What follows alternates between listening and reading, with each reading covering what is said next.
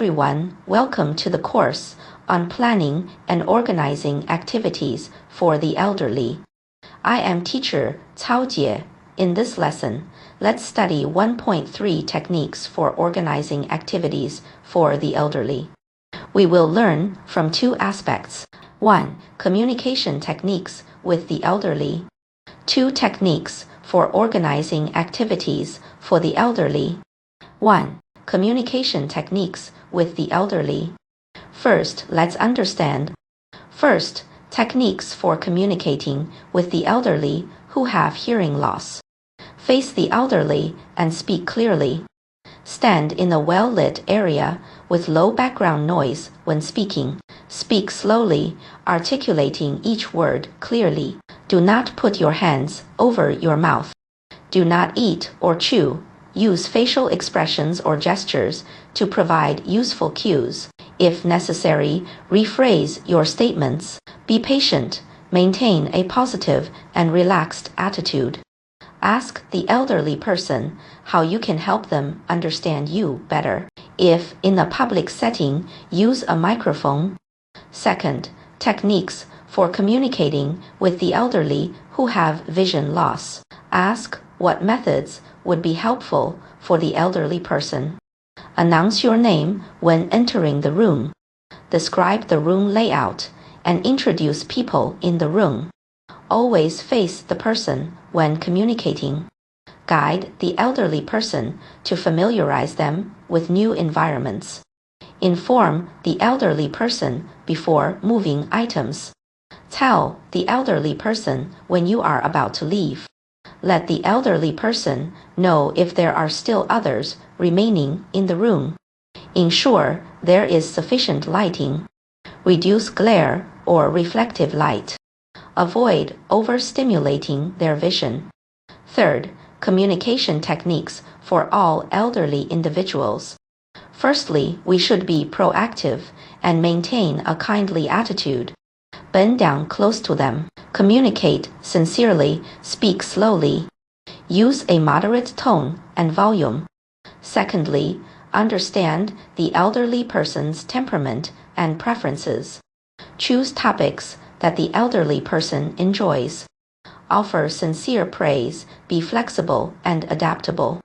Be patient. 2 techniques for organizing activities for the elderly. First, basic principles for conducting activities for the elderly. Do not make assumptions. Do not assume that some elderly individuals enjoy participating in activities while others do not. In fact, the vast majority of elderly people have a desire for attention and social interaction. Be patient, meticulous, and considerate. Staff must have a patient, meticulous, and considerate work attitude. Strive to accommodate the special needs of each elderly individual as much as possible. Appropriate selection of group members. This is an important factor in enabling the elderly to continue participating and maintain interest in the activities. Generally, it is advisable to form activity groups with elderly individuals who have similar educational levels and physical capabilities. Do not force participation. Although staff should try to motivate all elderly individuals to participate in activities, they should respect the choices of those few who are unwilling to participate. Second, specific techniques for conducting activities for the elderly. Before the activity, prepare thoroughly. During the activity, explain clearly. Appreciate members. Pay attention to members. Assist in expressing feelings. After the activity, conduct activity evaluation. Before the activity, first, be thorough in consideration, including the use of language selection of activity types, methods for getting acquainted, etc. Secondly, carry out activity planning, including soliciting opinions from the elderly, determining themes, etc. Thirdly, poster display. Post them in conspicuous locations. Posters should be colorful with large, full text and concise content. Fourthly, notify the elderly in advance. Elderly people tend to forget easily, so it is recommended to invite them to participate one-on-one. During the activity, first explanations must be clear. When explaining activity rules or demonstrating game content, always use slow, clear, and loud speech. Use easily recognizable text and pictures. Ensure every group member understands the rules. Secondly, appreciate the members. This can increase the elderly's self-confidence. Stimulate the elderly's enthusiasm for participating in activities. Thirdly, assist others in expressing their feelings. This can enhance the participants' sense of fulfillment and achievement. At the same time, it promotes the activity and increases participation rates. Fourthly, pay attention to the members at all times. Care about each participant's feelings towards the activity.